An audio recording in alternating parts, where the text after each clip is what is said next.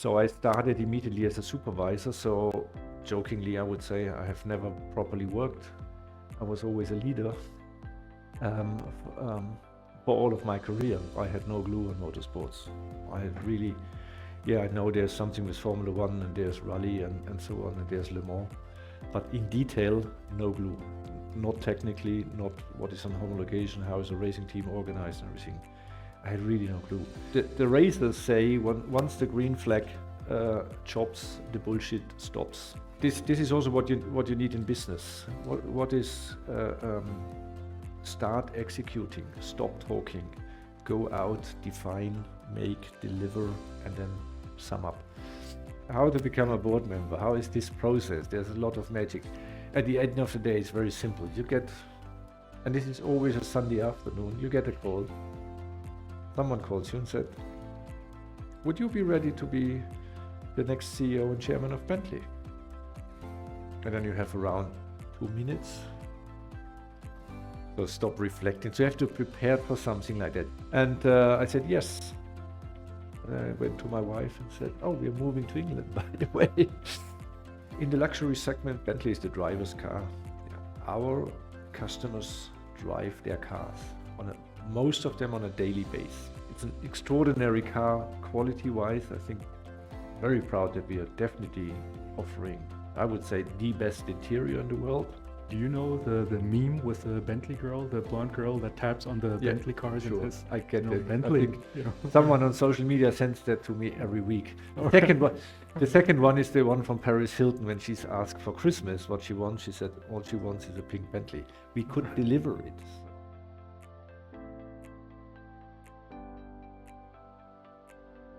Dear students, welcome to the CEO Leadership Series. My name is Cheng Wang Li, and it is one of my greatest pleasures and my most exciting pleasure to present to you Dr. Frank-Steffen Walliser, the CEO and chairman of Bentley Motors, and one of the most important top managers in the global luxury and supercars industry. Bentley is one of the most iconic and most sought after luxury car manufacturers and brands. It was founded in 1919 by W.O. Bentley in the UK, and today is headquartered in Crewe in England, employs about 4,000 people, and is the holder of the Royal Warrant as supplier for automotive vehicles to the British royal family. Dr. Frank-Steffen Walliser has been CEO of Bentley since Monday, July 1st, 2024, after having spent more than 2.5 decades at Porsche. Dr. Walliser initially studied mechanical engineering at the University of Stuttgart. He obtained a doctoral degree from the Technical University of Chemnitz on the topic of the development and verification of a methodology for the introduction and stabilization of change processes in product development. After graduation, he then joined Porsche, and over the next more than 25 years held various and very, very exciting roles. He started off as head of technology scouting, then became executive assistant to the management board of Porsche, was then head of motorsport strategy, and then, among many other things, was leader of the hypercar project Porsche 918 Spyder, and also was head of the probably most iconic Porsche, the Porsche 911, developed the 992, was head of motorsports and Gran Turismo GT cars, and at the very end, I believe he was vice president for complete vehicle architecture and characteristics before joining Bentley and becoming the firm's CEO in 2024, as I mentioned before. Now it is my most exciting pleasure to present to you Dr. Walliser, because he is truly the guest that I've been dreaming, well, not him personally, but his products I've been dreaming about for a long time, even before we've met. And I think I speak not only for myself, but many of our students here. Thus, please help me and very warmly welcome Dr. Frank-Steffen Walliser. Thank you very much. Thank you.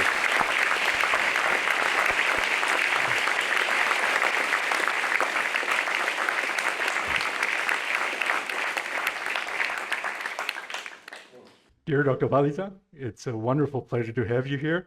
And we would like to get to know you perhaps as a person first before we get into your kind of occupation, your job. So maybe can you maybe tell us a little bit about yourself, starting with your childhood and youth? Yeah, thank you first for this warm welcome and surprisingly warm welcome. Thanks a lot for that. I'm deeply impressed that you know the title or knew the title of my thesis. I'm not sure if I could repeat that still, but yeah. Childhood is very simple. I was grown up near to Reutlingen, Pullingen. So I even still can speak Swabian, what is maybe for some of you more familiar. And had a, well, not very, I would from today's perspective say, a very normal youth.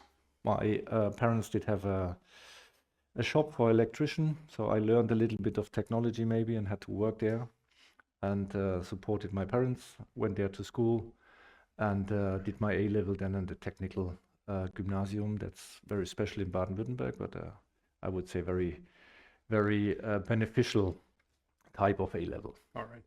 What were your favorite subjects back then? Did you already have a strong interest in automotive topics?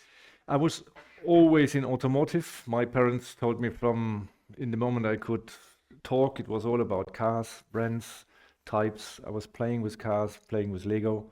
Lego was a very important part of it, learning the technology and everything. So I was very proud then later on having being also related to Lego. That was a nice episode. And I was always interested in technical stuff. I would say physics, yes. Yeah, physics and the subject was physics, because and the engineering base. If I'm very honest, I hated mathematics because this was so theoretical for me, and I just was not motivated. Because why doing it? Physics was the complete opposite. So to apply everything I learned in mathematics was no problem. Because it was, I could see you get a solution.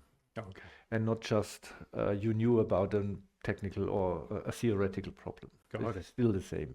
Did not change. So your studies in mechanical engineering was kind of a natural transition, although you said you quote unquote hated mathematics, but you were a very good student, right? 1.3 at that time. Yeah, I think well, at least no one was better at school. So right. yeah, and this is why I said I definitely benefited from the technical gymnasium, because this supported my natural interests and my capabilities, and so there was also a good outcome. Okay. Can you tell us a little bit about your studies at the University of Stuttgart? Before I studied, and I think today is an important day to remember again, I served for 2 years in the German army. What was mandatory at that time, it was 18 months was the obligation you had to bring. I did it then for 2 years. I was part of the technical troops, so again I could learn a lot in that area. But as I got an education to being a reserve officer, I also learned a lot about leadership. The military is very good in the theory of leadership, practical sometimes a lack of knowledge, but the theoretical part is really good. And I went then to the University of Stuttgart. I honestly, after the 2 years, I was really hungry to learn again and to sit down and having something really demanding on the theoretical side. So I enjoyed the studies, not so easy back in the day, so really tough subjects. And I was, as hungry as I was to learn something and to get the education, as eager I was to make it as quick as possible, because I wanted to work, wanted to apply things, and I was just curious to go in a profession. Okay. So I was not very long at the university. Okay. 7 semesters. That was very quick, and you still had very good grades. I think 1.3 again. And how come you then obtained a doctoral degree, but not in mechanical engineering, but in kind of management and business? Yeah. Well, part of my studies I had to, for sure, like you, looking for the thesis. I applied at Porsche. That was back in 1995, 4. If we go back 30 years, Porsche was not in very good conditions. Writing no profit. It was unclear if the company would survive. A big crisis, but I was very jealous about this, and it'd been the two big names in Stuttgart, Mercedes or Porsche. This was definitely a target to go there. I always found it more interesting to join Porsche because it was the smaller company that looked more nimble to me, more or less bureaucratic. So I applied there. It took a while until I got an answer, but it was accepted, and I could do an internship there. And with this internship, the relation to Porsche started. I finished my thesis there, and then was asking, would it be possible to make a PhD together with the company? It was very uncommon back in the days, so I was still today it's an established program in Porsche, and I'm still considered as to be the doctorate #1 in the history of the company. Okay. So I was the chairman of this doctorate group in the company then also for a while. And so I started to look for a university that would support this. And 1996 it was.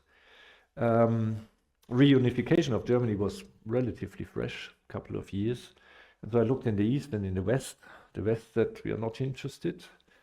We want to have the students in our nice universities and have to work for us, and you will be 5 years in a doctorate, and then we can benefit for it. That was the answer of the professors, like Professor Mulliner, very well known from the Fraunhofer Gesellschaft. And I was also writing letters. Maybe some of you can remember this stuff with the paper. Writing letters to universities in Eastern Germany, and they all replied, "That's very interesting, please visit us." And I ended up in Chemnitz, had a very good relation to my doctor father, so it was very good. And yeah, never regretted. All right, sounds very well. If you know people that want to do a doctoral out of some nice sports car company, we're always open nowadays. So, and company car came later. All right, got it. And then so that was again a natural transition to join Porsche right afterwards, right? Yeah, I stayed there. I was employed as a kind of a freelancer, so I got a little bit of money, and I could do the PhD work, but for sure I worked heavily in a lot of projects. And it was a time where process definition and change management was very important, and I went in that topic. As this was also from a research perspective, there was not a lot done, especially not if it was engineering or planning. A lot of research was done in manufacturing, but nothing in when you need your brain to work. So, all right. Yeah. So speaking of, can you tell us what happened after your graduation, so to speak, then at Porsche? I mean, what were some of the jobs you had? The very first job started, and this was good, or maybe it was not so good. I still reflect on it because I got immediately in a leadership position. As the company knew me for 3.5 years, I had some very good supporters, and they went for the risk to put me in a leadership position. So I started immediately as a supervisor. So jokingly, I would say I have never properly worked. I was always a leader for all of my career. So I do not have personal experience how it is if you have if you don't have people that work for you. And now we can judge if good or not, but somehow it worked. The first job was interesting as I was in competitor analysis and technology analysis. Means my job was to buy a Ferrari, a Maserati, a Audi, a Mercedes. We knocked the cars down. We looked at what the competition is doing. We tried to learn something, and then to improve our cars. That was the job. And then looking also in different technologies. I was responsible for the weight management of the cars. So when the upcoming SUVs were coming, it was really scary weight-wise. Okay. And it was a very technical job at that time. Yes. It was organization, but also very technical. Okay.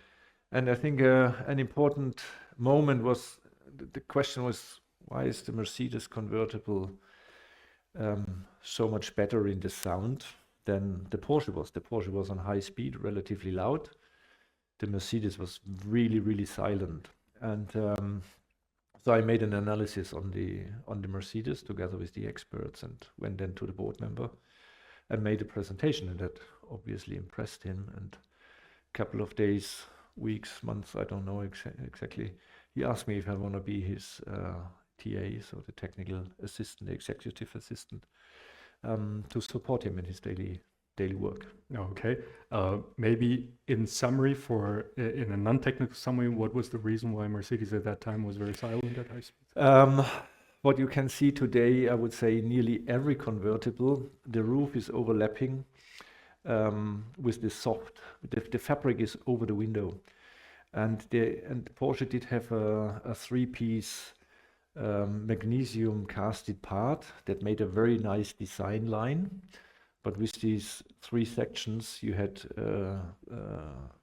three areas where you could develop the wind noise. Oh.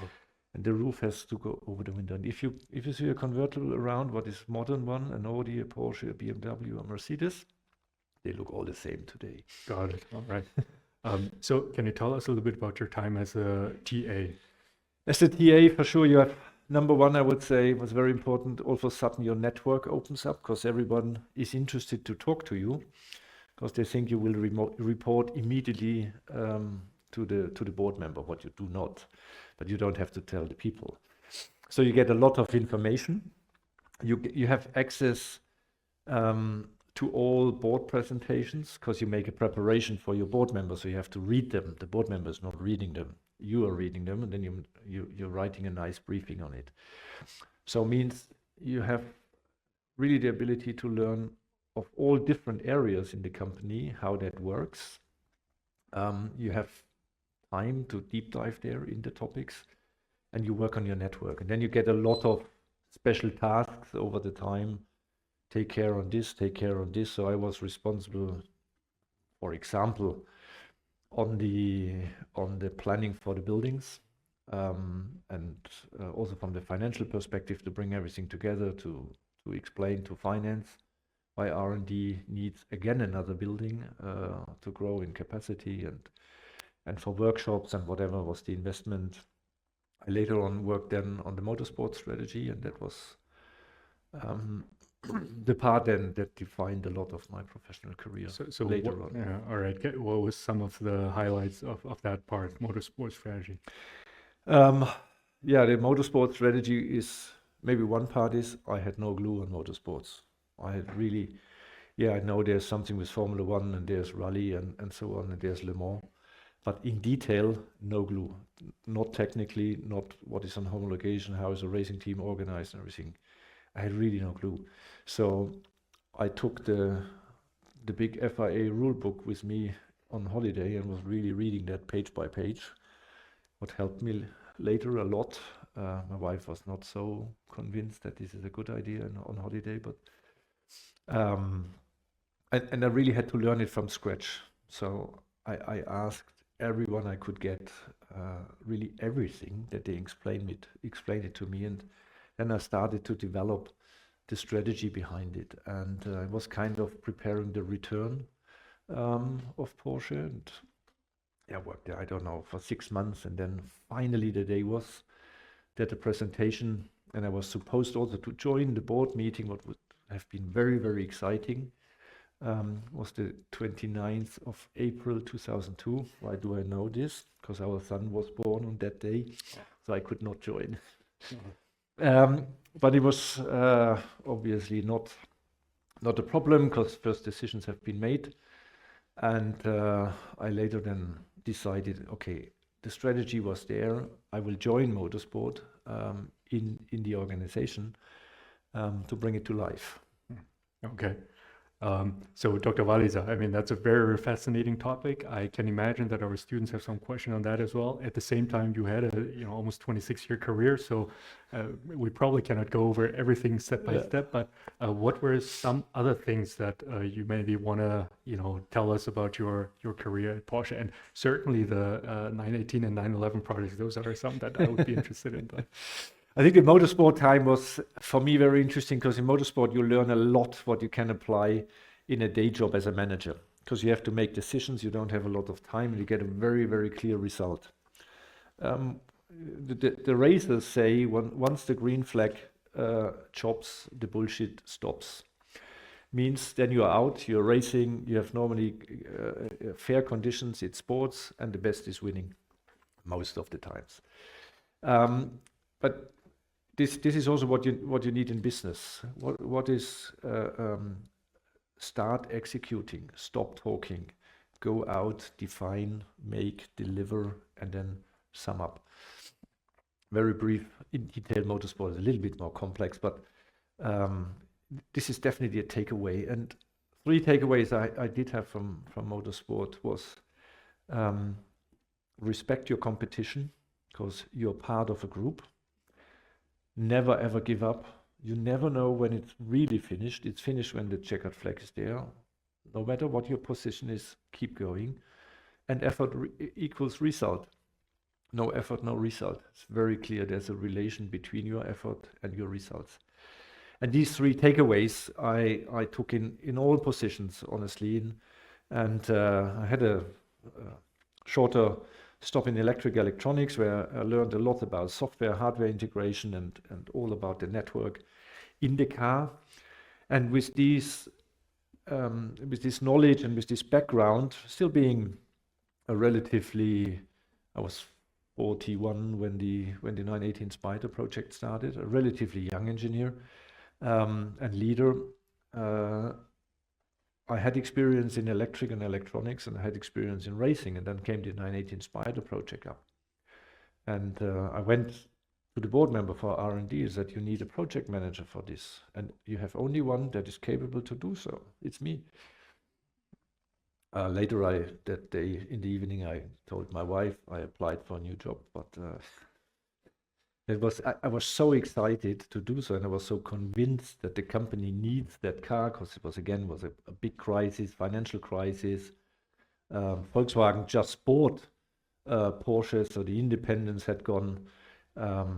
Psychologically, a really difficult time in the company. But I was super excited on that car, and again, I had how to run really a complete vehicle project. Did I have any experience in doing so? No. Was I excited? Yes. So it was really forming the team, bringing the people in, and then also convince the team and motivate the team to do so. The project was extremely hard. The timing was, we did the car then finally in 38 months from scratch, a new data, and then complete new car. Gearbox, engine, electronics, batteries, electric motors, chassis, the design, the interior, everything was new. So really big task. Not a lot of time, not enough money, new processes. Sometimes I thought the majority in the company does not believe that this car will be ever get a homologation or will come to the street.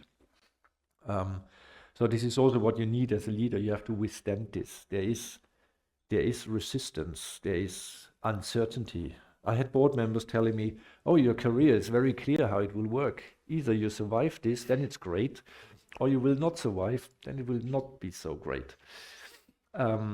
So to have this personal resilience, I think this project gave a lot to me. And it was more positive when it then was really on the street and it succeeded and was sold, and then you wait on this moment when the car is out and journalists are driving it and they give you a feedback on what you have done. And with some of the journalists, I'm still in connection. Maybe some of you know the guys like Chris Harris. He's always joking on me and said, yeah, you got a lot of gray hair when making this car. So, wow. At least I knew where it's coming from. But this, yeah, I would say this was the moment that where I learned most of in my career. It was a limited edition hypercar, right? 918 pieces. Did you make all of a sudden a lot of new friends all of a sudden for some reason that want to get a piece of that car through you? Not in the beginning, because in the beginning it was a hard sell, because we started very early to sell the car, because as I said, we had been in a crisis, so we needed the down payments to refinance the car. And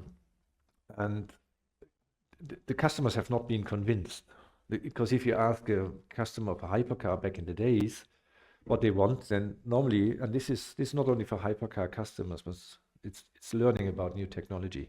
The customer will always describe you the product he has today a little bit better, a little bit cheaper, a little bit more powerful. So when we asking the Porsche customer what will you expect as a hypercar, they said stricter limitation, normally aspirated engine, V10, manual gearbox, maybe a double clutch, but we are not sure, and lighter. This is the description if we asked the customers. Our ideas is a little bit more expensive. It's way more expensive. It's super complex. It will be a hybrid. It's four-wheel drive. It's heavier. It's fully automated, and it's something that has never existed in the world. Majority of customers said, not interested. No down payment. You know what? Start development. We come later. So I tried to make friends, but I did not get friends. Right. And a lot of customers were really bashing me and saying, yeah, take the hybrid stuff out. We don't need it. I had a guy from Middle East, Saudi Arabia, interestingly asking, can you take the combustion engine out? I want to have it purely electric. I said, you're coming from Saudi Arabia, are you sure? But this is what you learn. But yes, over time, I made a lot of friends, and I'm still connected with a lot of these customers. Were you driving your own products quite often? Must have been tough. Not a 918, Right. but in that time, for sure, you're driving the prototypes all the time, Okay. talking with the engineers, working on the products. But we had a very, very famous 2013 January presentation to the Volkswagen board, where the car had to be ready, and I found myself on a Sunday afternoon lying under the car and putting the underfloor under it. So Okay. really practical work also. I enjoyed that. Got it. Maybe 3 quick follow-ups, if possible, to make it quick. I mean, since you were new on that project leading of a new vehicle development, so how did you gain knowledge? What was your kind of style to gain knowledge very quickly? Second, you mentioned you had to get a team together. What were some of the criteria you used to get the best people, the most suitable? And then how to structure this whole process? Maybe I start with the team process. The team, and I can talk today about that, wouldn't have done that maybe 15 years ago. But the company did not really make a team process, send the best people. It was more who is available. So it was not a free selection of everyone. And then over time, the people developed, but I changed nearly 100% of the team over the years. So it was not stable in the beginning. I had all the time changes, what does not help in such a project. You need stability on people. But then I could pick more people. And we could really build a team, and I would compare it, and this is for every manager, it's important. You cannot always have the best people in this, like a coach in football. If you are coming new to a team, you cannot say, oh, 22 go out, I have 22 new. Number one, is too expensive in professional football. Number two, this is not how it works.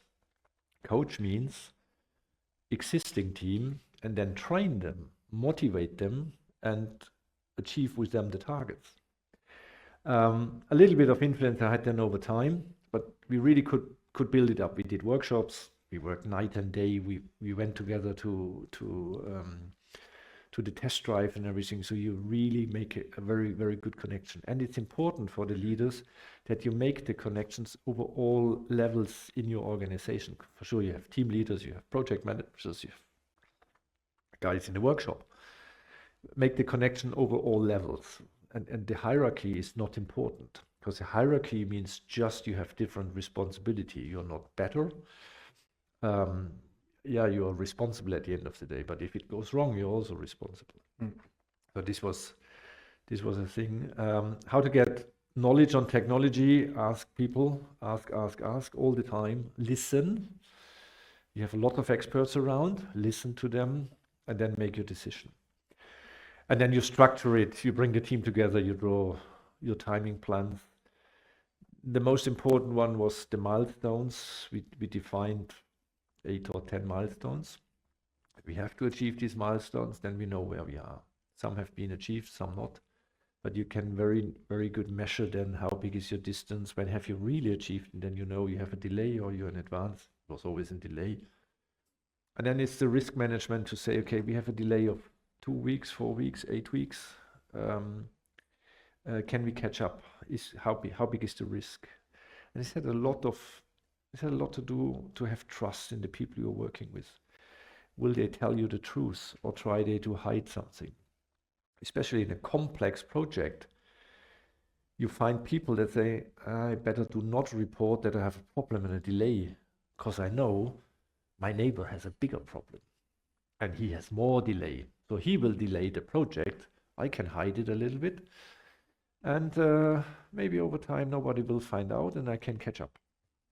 And then all of a sudden, the big problem is solved and and then you say, now it's solved, we are back again. And then all the others come up and say, I have also a problem, No, we are also delayed. Got it. Yes, but this is project management. Mm-hmm. You mentioned the word milestone. So what about your own milestones at Porsche? What came after that project? After 918, as it was, thank God it was successful. We sold all the cars. The car could drive record laps. It has had the best. Somehow it was that Ferrari and McLaren also had such a hypercar, also a hybrid. And media was talking about the Holy Trinity. So I always say I couldn't see a Trinity. There was only one car and then the others followed, but still different opinions around. Anyway, the next job was, I was again asked to take over motorsports. Motorsports was again a little bit in a difficult situation. Maybe some of you remember the GT3 had a massive engine problem. So Porsche had to make a recall, change 1,800 engines, what is financially not so funny. And the reputation of the GT3 car was really damaged. And so we had to build that up again. And the racing team was honestly in that period also not that successful, participating in the World Championship, but we had been clearly last. Aston Martin, Ferrari, all been better. So it was a nice job. Okay. Build up again the team, build up the customer racing and everything. A complex job again, a bigger organizational unit, around 300 people. More responsibility for sure, because the responsibility on the GT cars was with me. So the GT3s, GT3 RS, the 911R, the GT4, GT4 RS, all these cars have been developed there, and we also had to work on customer racing again. And maybe as a milestone, or just to give you a little bit an impression, was there's always once in a year there's a big motorsport party. Sometimes you have to celebrate, sometimes you have to reflect. In these years it was more about reflection.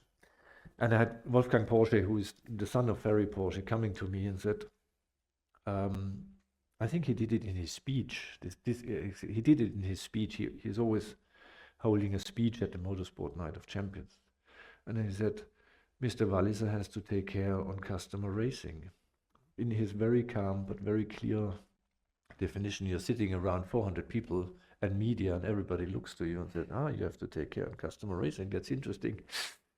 And this is things that you remember in your life. All right. So what came afterwards? The good thing, motorsport turned to be positive.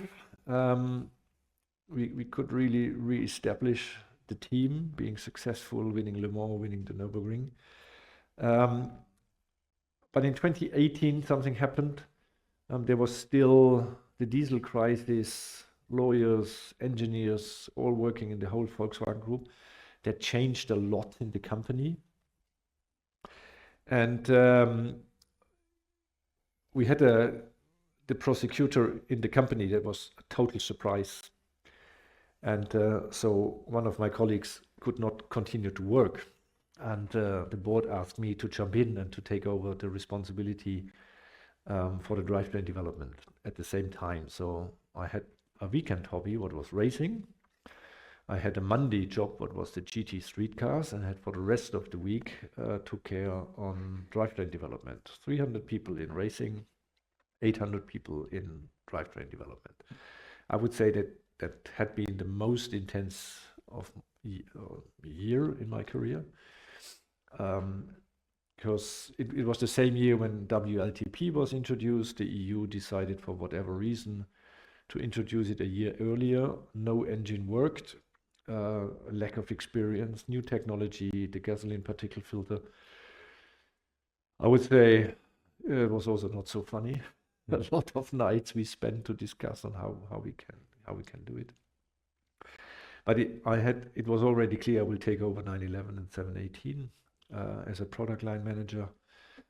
So the iconic, as you already said, sports car of Porsche.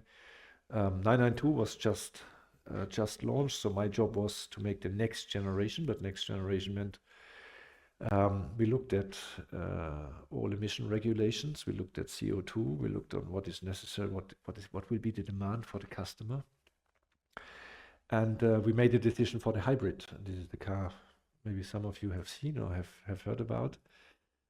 So in this long night, the hybrid concept was developed, and we made a honestly very bold decision to say, okay, this is a facelift, but we will give the car a complete new drivetrain. It was the most expensive facelift in the history of the 911. We spent more than 1 billion in that car with the hybrid, new engine, modified gearbox, a hybrid system.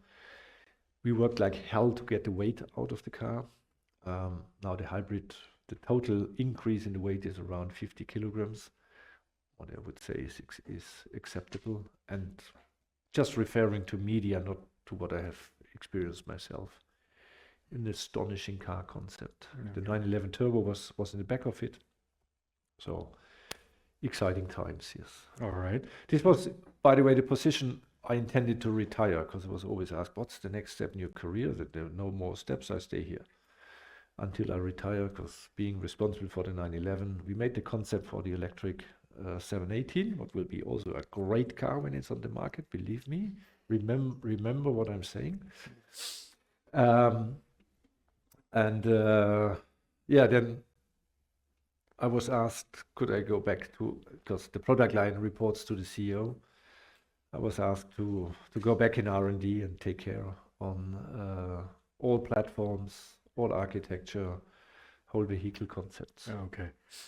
2 questions on that. So taking care of all the models, I mean, what makes a Porsche? I mean, can you know, as someone who's been taking care of all new model developments, can you summarize that for us? And the second question, perhaps as a follow-up, and I can ask that again, which of those jobs, of those many jobs, was the most enjoyable to you? Oh, I always hope the most enjoyable is still to come, but all right. It's well, it's always hard work. What makes a Porsche a Porsche? Yeah, it's not easy to answer, but I always said I try to make a car that you can drive, and you tell me what makes a Porsche once driving that car. And there's 2 cars I would say they reflect totally what's all about Porsche. It's a 911R, it's a 911 ST. I was happy to have my hands on both of these cars. There's always a big team behind, so don't get me wrong on that. It's never a single person. And these cars, they are simple. They communicate with you. You have an interaction with the car. Steering is extremely important. The feedback you get from the car and just the joy of driving. How to define joy of driving? I heard about a manufacturer in Munich that claims the same for him, but there is a difference. Just look on when one is using the word touring and the other one is using the word touring, what's the outcome? But It's a lot, I would say, about driver engagement. It's the feedback you get when you're driving. You know where you are. You get the feedback from the steering. You get the acceleration. You have the stiff braking pedal. Everything really works highly precise. It's can say that what you thinking on a German sports car. This is how it should be. Okay, so by the way, we have For the rest, I need another evening, a glass of red wine. All right, I can, and we are a wine region here, so Good, we can yeah. provide you. And also, we have to be impartial because the chairman of that company from Munich sat here 3 weeks ago. Yeah, so, good. so Dr. Walliser, so you were planning to retire on that 9/11 project. You had something else, and you probably, were then asked to join Bentley. Yeah. Can you tell us a bit of that project? I mean, of that process. I mean, did someone call you? Did someone arrange a meeting? This is always how to become a board member. How is this process? There's a lot of magic. At the end of the day, it's very simple. You get, and this is always a Sunday afternoon, you get a call. Someone calls you and said, would you be ready to be the next CEO and chairman of Bentley? And then you have around 2 minutes. So stop reflecting. So you have to prepare for something like that. Yes, there was some talks going on up front. That's right. But then the surprise came, because in my calculation, I was aware of that. I was not aware that my predecessor, Adrian Hallmark, decided to leave the company. And then all of a sudden there was an open position. So it comes also sometimes with a little bit of luck. I would say most of the times it comes with a little bit of luck. And I said, yes. And I went to my wife and said, oh, we're moving to England, by the way. Then they start the real process behind that, because that was my openness to accept such a role. But for sure you go in a process in Volkswagen. The Volkswagen Group is a very professional organization on the management structure. You go through tests, talks, background checks, everything. You have, to some of the stakeholders, some extra talks, and then you get through some forums that make official decisions, and then there's the day when it's announced. Got it. But this was a period of maybe 8 weeks. Okay, it was a very relatively quick. It's relatively quick. Do you still remember your first week as CEO at Bentley? And also another follow-up is, what was it like? Actually, I can ask those questions separately, right? But anyway, before I forget, so what was it like to leave a company that you're very familiar with, all its products, all the people, to joining a new company where you have to maybe build your own name again? Right? Yeah. I remember the very first day, and I arrived at a Sunday with a bag in an interim small cottage. I had I don't know if I already got the company car, maybe. What is the company car? The first company car in Bentley, either I did it on the Sunday or I had it on the I think I got it on the Monday. I had a W12 Continental convertible, very nice, light green, cool car. And then you're a newbie, you know nothing. I needed someone, I needed a navigation system to tell me where the company is, to come from home to the company. And I needed also to go back.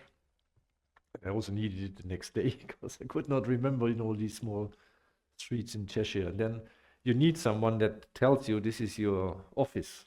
And this is, by the way, this is your PA. And without a PA, you're lost. And this is where you get some food.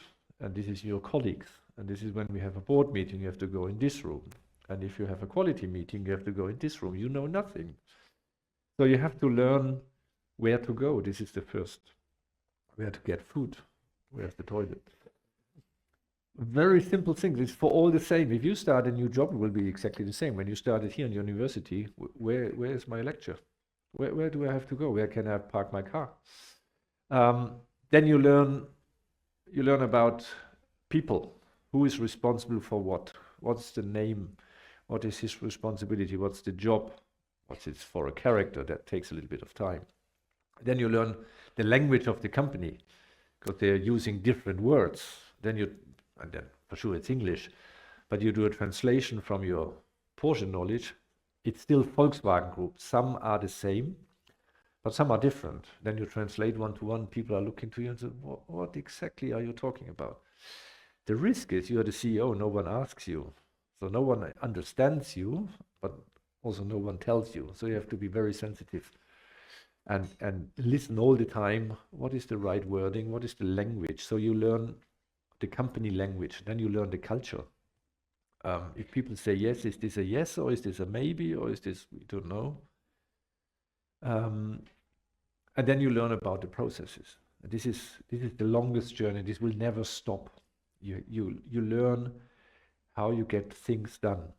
What do you have to do that there will be an outcome, that things will change, people will change their behavior. But this is an ongoing journey. I'm still on that journey. All right. So let's switch gears from the process to the product. I mean, taking a look at Bentley, you know, very high quality, luxury, high performance car company, so to speak.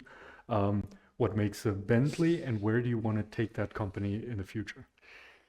I think the Bentley is in a very niche and will be even more in that niche. This already answers where we want to go. In the luxury segment, Bentley is the driver's car. Yeah. Our customers drive their cars most of them on a daily basis. Some of them are chauffeured. China, we find more that are chauffeured. Also sometimes because of lack of driving license, but in the rest of the world, people are driving Bentleys. They love it to drive it. They love to drive it over long distance. It's the car for the weekend sometimes, where if you go in a nice restaurant, if you want to show your friends, you take the Bentley.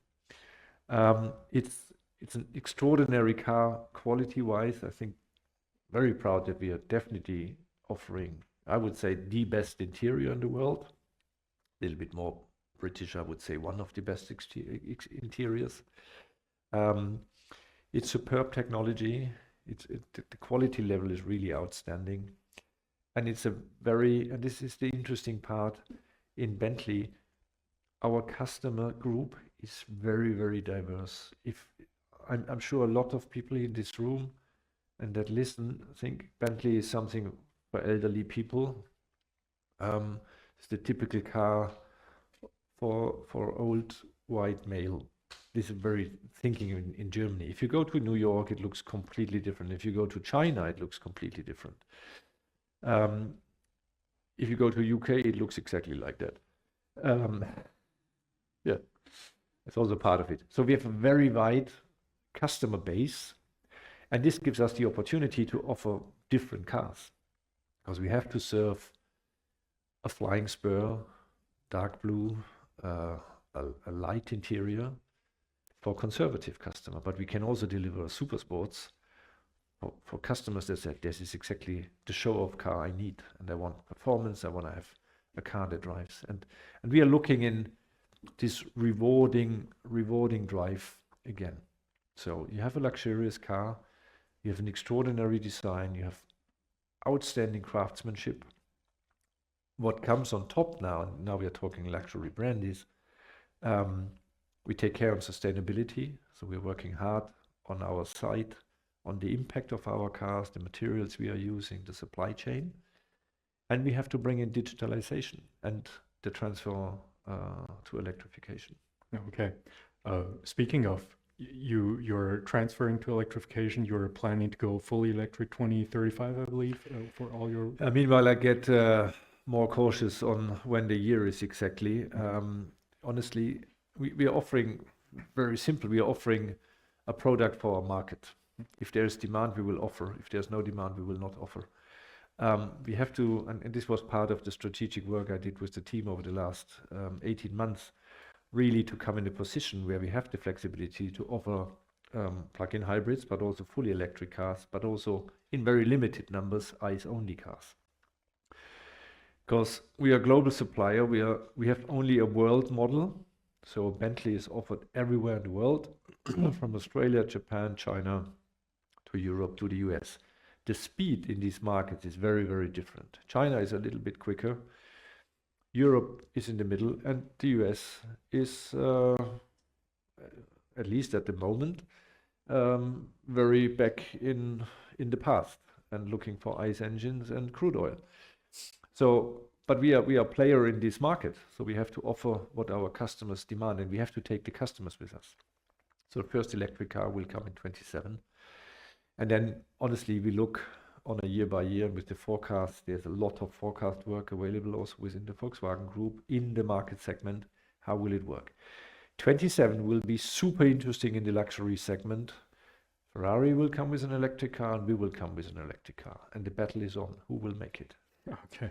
Before that year, you will also introduce the Super Sports, right? Super Sports will also come by the end of 26. We start the production with that also in parallel. And it shows the versatility and the offer we can have from a very, very sporty, maybe really unexpected version of the Continental. Yes, I was a little bit influential on that. To a fully electric, very modern interpretation, comes with a different interior, with way more tech in the car,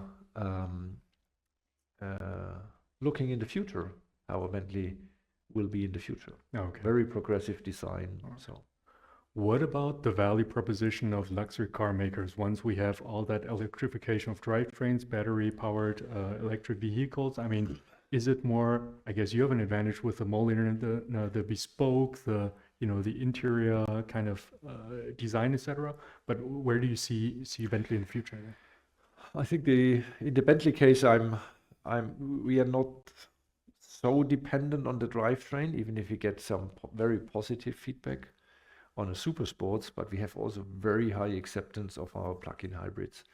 We introduced the Continental as a plug-in hybrid just when I joined the company, and we never sold so many speeds in such a short time ever in the history of the company. So very high acceptance of the plug-in hybrids. Some are asking for W12. Majority goes with the hybrid. So I think we have a very good chance to do so. A luxury product, and also especially in the car, is defined by a lot of things. The craftsmanship, the European heritage, sustainability and digital. Individualization is important. And then for sure, the design of the car. And yes, also the drivetrain. At the moment, I would say it's a very polarizing world, and social media is, as always, black and white. Reality in the market looks different. We will have people that will drive always an ICE engine, as long as they can. And others will say, no, I will never drive or buy a Bentley if it's not electric. So we have a balanced portfolio. We have an offer for everyone. So I would say we can manage this transition. The transition will take time.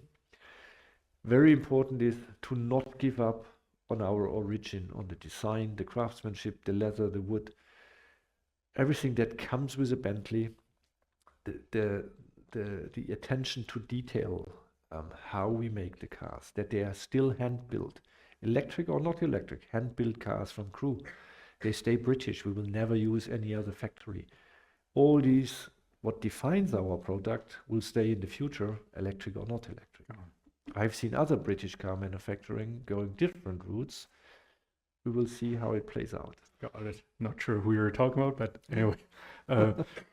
What if, have you ever had, inquiries for Mulliner where you would say, no, we cannot do that. That's almost obscene. That will hurt our brand, or, what do you do everything? As long as it's technically feasible and as long as it's legal, we would say for money we do everything. No, it's not true, but we enable a lot of, or make a lot of wishes really possible. I have also seen skulls on interior engraved, and our customers have ideas you cannot imagine. But okay, this is part of the joy. And we had this year, I can already talk about these numbers because it will not change over the next 3 weeks. We have an all-time high in Mulliner content per car. Okay. So the individualization is growing year over year. It's now the 5th year in a row where we are growing in content on Mulliner. Mulliner is our bespoke division, a history of nearly 400 years in leather and coach build. So very exciting, and people are really ready to spend on that. What's your view on digital technologies such as autonomous driving? I mean, you're a driver's car, so what if all of a sudden, not all of a sudden, but over time, it becomes more and more autonomous? Autonomous driving will get a standard in cars. There will be a discussion if it's level 3 or level 2 plus plus. I strongly believe the majority will be level 2 plus plus, just for the effort it takes to make a level 3 car and the price acceptance of it. And for sure, Bentley has also to go with that, and we will offer this. We will not be the first to do so. And the good thing is, with the Volkswagen Group, again, we have access to the technology, especially with our relatively small number of cars we are doing.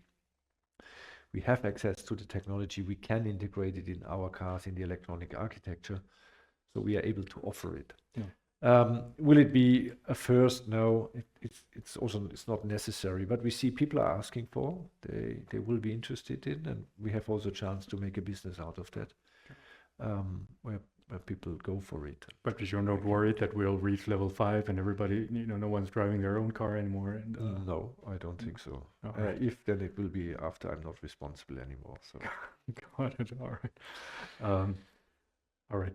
Speaking of kind of the balance between tradition and innovation, I mean, especially for a brand like Bentley, that's quite an old brand. At the same time, it's a very strong brand. I mean, you do have the rotating display as an example, where you have dial that won an award. So it is very nice display. If you click on it, it has the regular dials, I guess the classic dials, mechanical dials, and if you click on one more, it becomes a touch screen, right? Things like that. So are there any other gadgets you're working on that we can? This is, yes, we are working hard on this to make the next generation of something like the rotating display.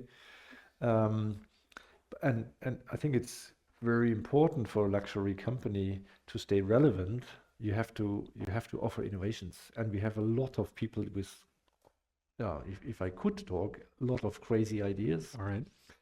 And it's all about bringing new technology in the car, coming with craftsmanship, offering things where people are delighted or surprised. And I also ask my engineering teams, I would like to offer one innovation, a world innovation, in every car when it's launched. It's a hard task at the moment because we are in the progress, and you need some advanced development work to be prepared for it. You cannot just define it. But again, engineering capabilities in the company is really great. A lot of ideas around. Now we have to work through. Innovation. Always say it's 5% is inspiration, 95% is transpiration. Sure. We are in the transpiration phase. All right. But you do have nice incentives. I mean, you have the Innovator Award and so on, right? We support our employees in doing so.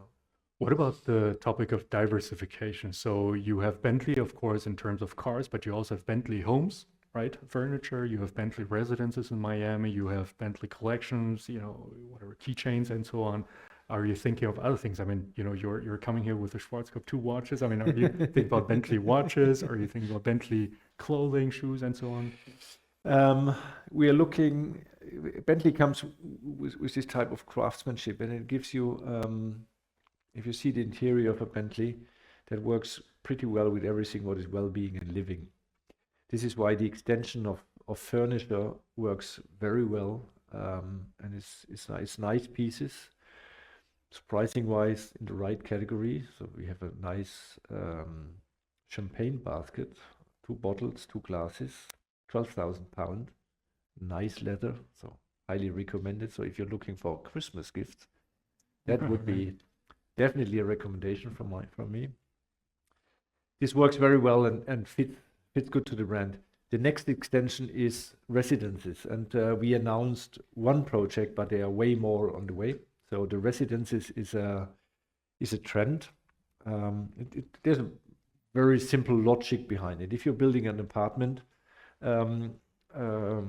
house, tower, whatever, and you have no branding on it, you get the market price. If you put the branding of a hotel on it, even if it's an apartment, and there's some service of a hotel, like a Hilton or Ritz-Carlton, you get 3% more in the average price of your apartment when you're selling it. If you put the name of a car brand on it, you get 6% more. There's a logic behind. I get every week a proposal. Let's build something. Now you have to be very selective. It must be high end in our case. The Miami Tower, I've been there. There's ground laying. I've seen the demonstrators and the mock-ups of everything. Outstanding.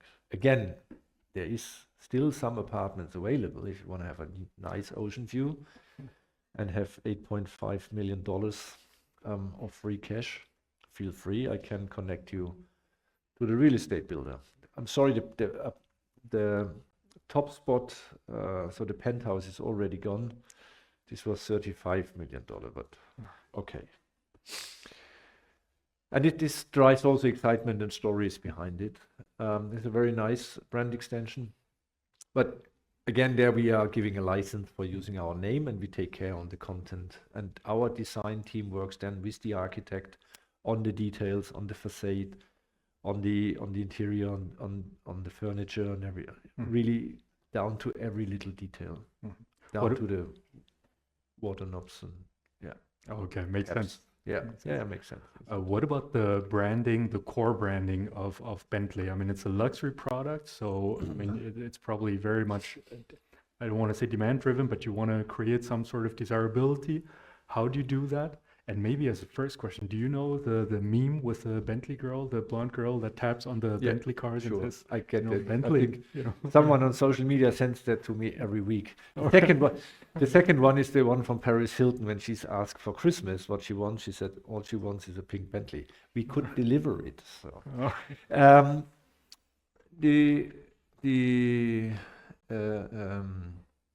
so branding at its core.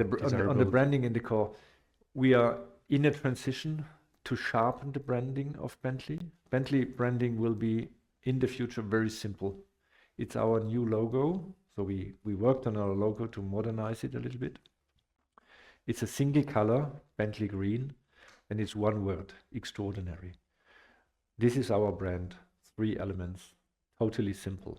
And we will apply it everywhere. You will see over the next year a rollout of a new retailer CI. All Bentley retailers, around 250 in the world, will have a unified look. They will come with a very, very high valued interior. It's more like a boutique. And we are working on our brand communication, different visuals.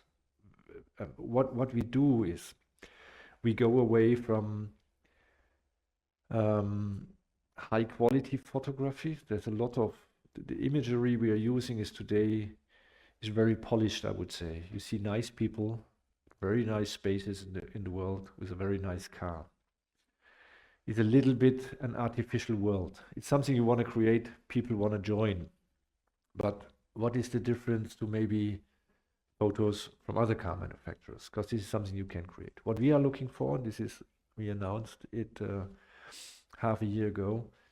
We asked the creative director, what is Mai Kusawa. She takes care on what you talked on clothes, on the look and style of our company. And we asked the photographer, a British iconic photographer, Greg Williams, to make the photos.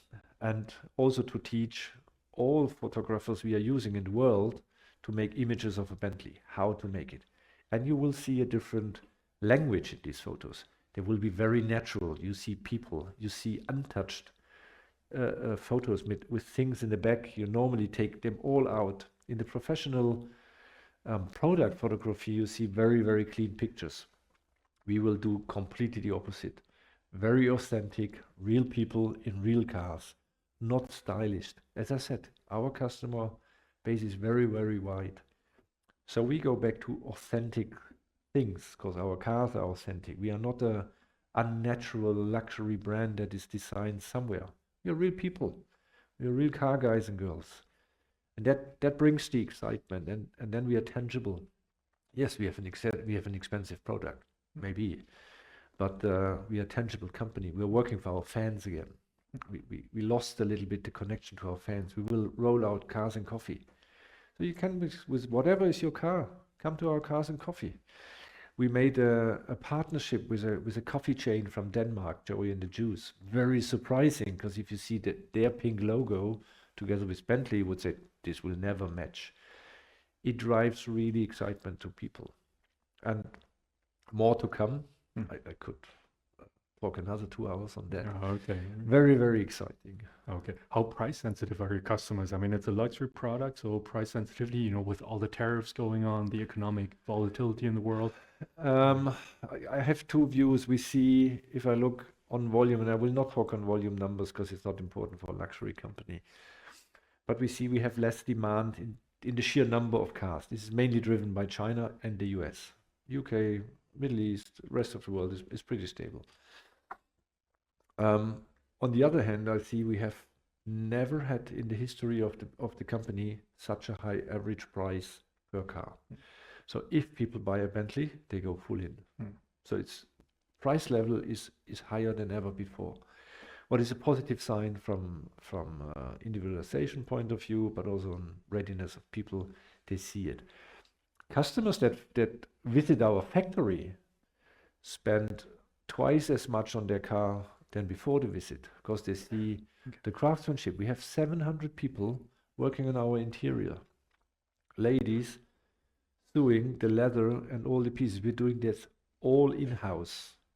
And if you see someone doing the cross-stitching of your dashboard, what takes 24 hours if you take the full dashboard with cross-stitching and the door panels, no one is asking for the price anymore. It's very beneficial. So we are trying to increase the number of factory visits. Well, very impressive. How about we switch gears and talk a little bit about your normal work day? Yeah, what does the work day of the CEO of Bentley look like? When do you get up? When you get to the office? How long are the days? Do you have free weekends? What is free weekends? So today it started 3:30 UK time to get the flight in Manchester to go to Amsterdam, to go from Amsterdam to Stuttgart, to go from Stuttgart to the place where I live in Vaihingen an der Enz. Maybe some of you know, it's not so far away. Switch the car, make a short stop at Porsche, hand over some contracts. So I'm also working as a postie sometimes, and brought it, but it's always also good to connect with former colleagues, and then went here. But this is not a normal day. The normal day says I get up at around 6. We start 2 days in the week with a so-called start of shift at 7:30. So all board members come together in my office, and we take half an hour without an agenda to talk on what's going on in our different functions. What is happening in manufacturing, what's in R&D, latest insights from the markets, financial aspects. So very, very good to connect the team. We are all sitting in one office, so we see us very often. This is super beneficial. And then normally I would say I have a lot of meetings, then I go home. So that's the regular day is really defined by, I would say, 80% of my time I spend in meetings. It's things like board meetings, like product meetings, like quality meetings. It's really, you're steering a company, so you have to make decisions. It's the decision-making forums. The majority is with my board colleagues. Some are with my own function, because in my responsibility of being the chairman, the CEO, I have also a functional aspect. So all product lines report to me, quality reports to me, comms, the design studio. So design is decided in Volkswagen Group. The priority of the design, it's so important. It's not part of R&D. It reports directly to me. I have procurement. I have the Mulliner division is part of my responsibility. So there's also a day job with design, with Mulliner, with customers. I would say, if possible, and there's important, all our customers are important, some are more important. They have just more Bentleys in their garage. I try to say hello. Sometimes I have lunch with them. There's media activity. Normally, in every given week, there's any media activity. You're doing interviews, you're doing photo shootings or anything going on like that. Okay. This is an important part because you have to represent the company. How long does a day last? I mean, normally? I would say normally it's 12 hours. Okay, 12-hour workday. What I feel is really manageable. So it's I come to, well, there sometimes you have a little bit of travel and weekend activities. So I'm around 65 to 70, more in the 65 hour. What I feel is really good. Okay. I can really enjoy it. It's something I can manage. If you're worn out and you go in an important meeting and it's 7 in the evening, your decisions will be as good as your condition. So they will be not so good. And I have enough time. I can do a little bit of sports. What is good? The weekends are normally with the family. Sure, you have sometimes travel. You have to go to Middle East, to US, to wherever.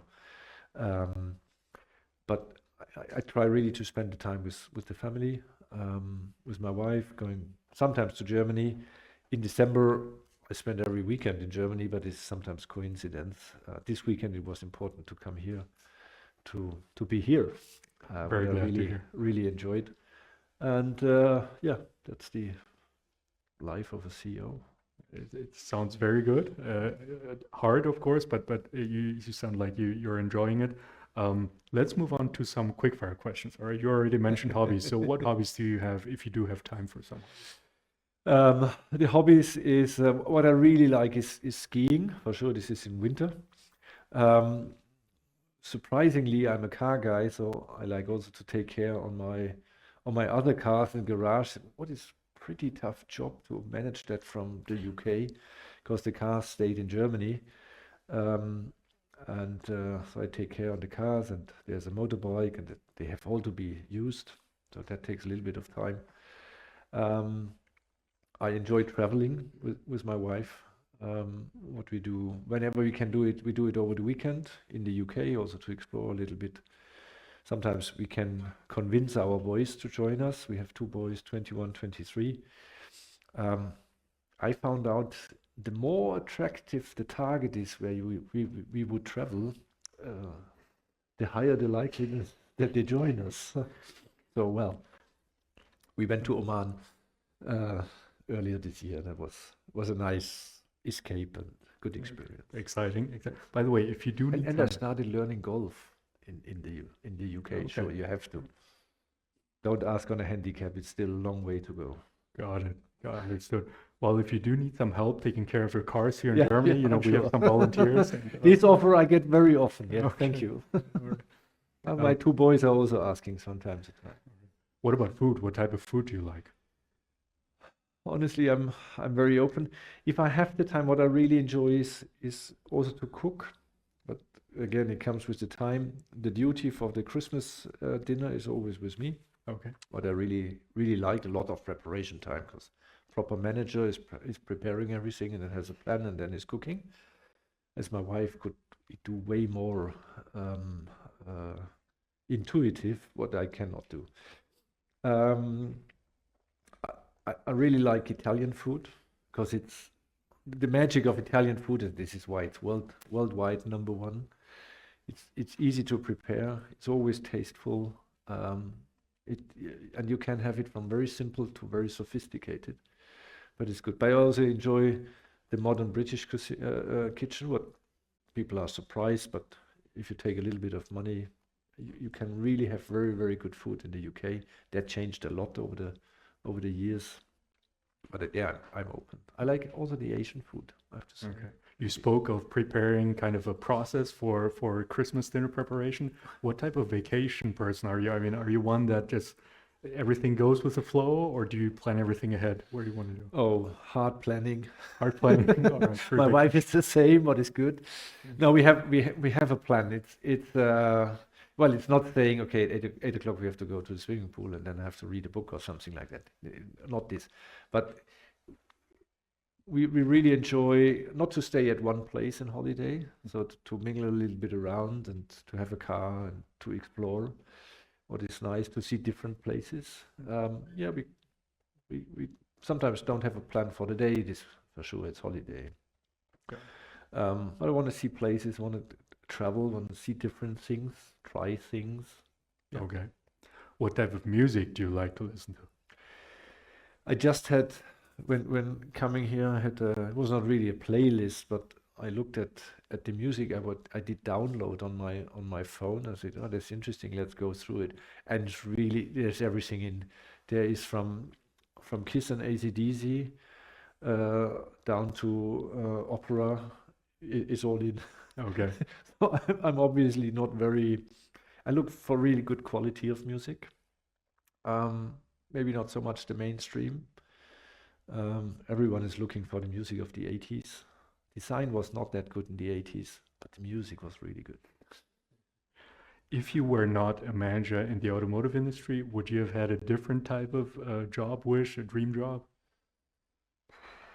I never was thinking about it on an head. Okay, well, we can I postpone put that. everything on all eggs in one basket. Well, then let's talk about your job now. What about the desk and your office? Can you describe that? Is there something surprising that's on your desk, or what type of style of office do you have? Honestly, I did go through different phases, I would like say. In motorsports, I had a very individual own desk I bought for myself. I put in the office, made it very nicely. Then I had to change so often the office, I just could not catch up in really doing it.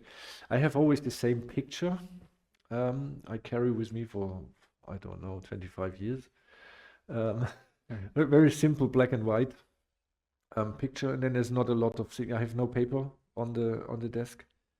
I have two screens and the keyboard. Okay. It does not look surprising. Yes, it's a nice office, looks nice, and some glasses, what you expect. But in one of my last jobs, I decided I take the desk and put it in the center of my team. And I really enjoyed it because it was a way better connection, and it's not possible here. No, it's not really surprising. Understood. It's a nice. If journalists step in, they see what they expect. I understand. All right. Let's move on to some final, very quick fire questions on the automotive side, right? So, what's the favorite Porsche that you? 911 GT3 Touring model year 2019. What about Bentley? It's my garage. This is why. Very specific. What about Bentley? Your favorite Bentley?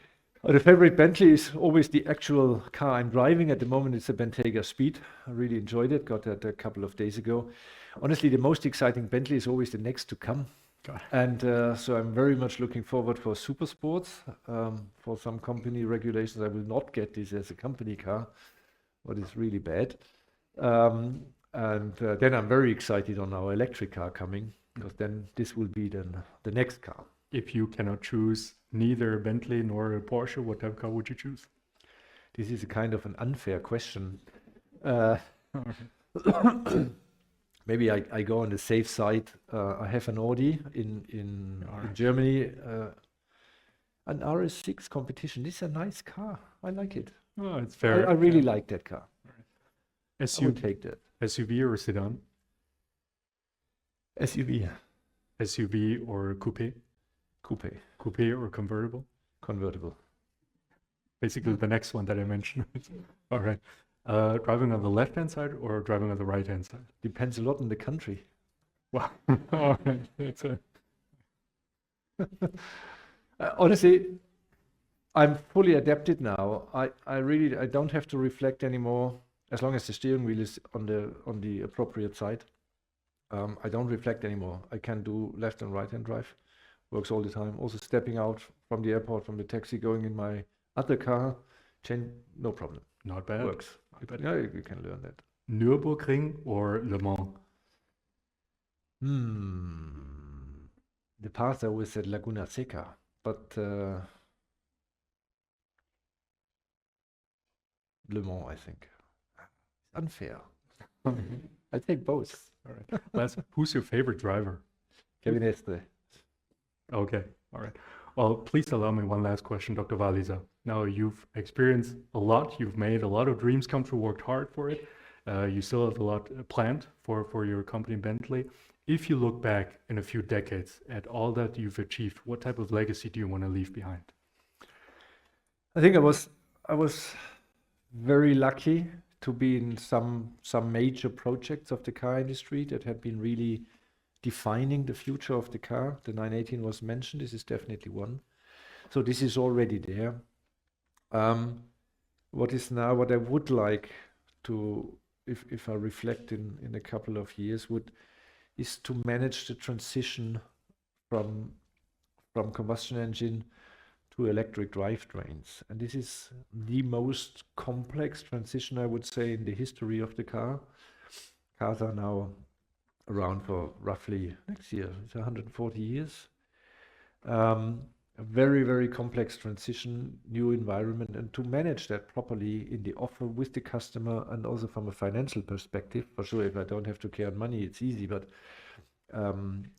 staying a successful company, having cash flow and still managing this transition, this is what I'm targeting for and looking for. And yes, it comes with exciting cars, new cars. We have a lot of ideas, and stay tuned.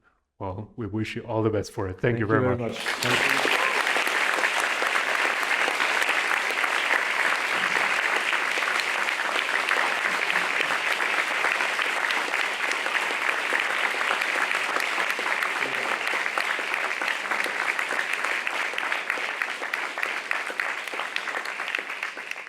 Hi, my name is Kaan. I'm very appreciated for your speech. I would like to ask that what were the challenges that Bentley faced after the acquisition because of the changing ownership from tailor-made British origin to mass production German conglomerate? Thank you. Well, I was not there in the company, but I have a lot of colleagues that tell me about.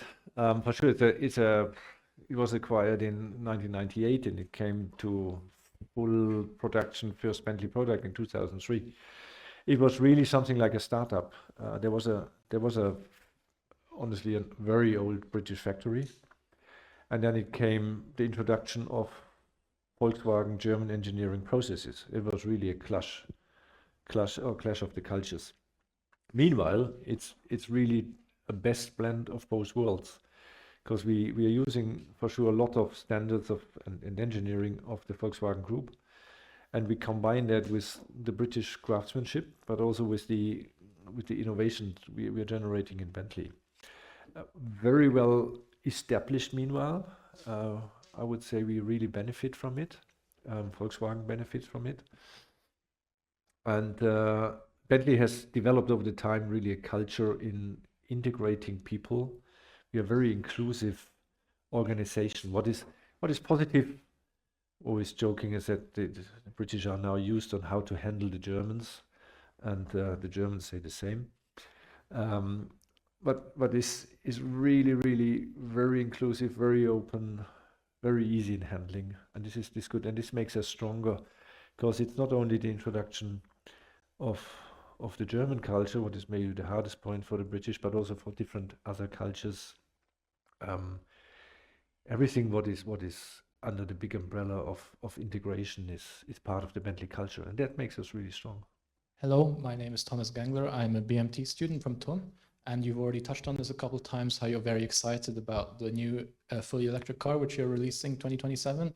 And I was just wondering, how are you approaching making EVs now that still deliver that long range grand touring experience that Bentley is very much known for? Thank you. Range is a very interesting topic.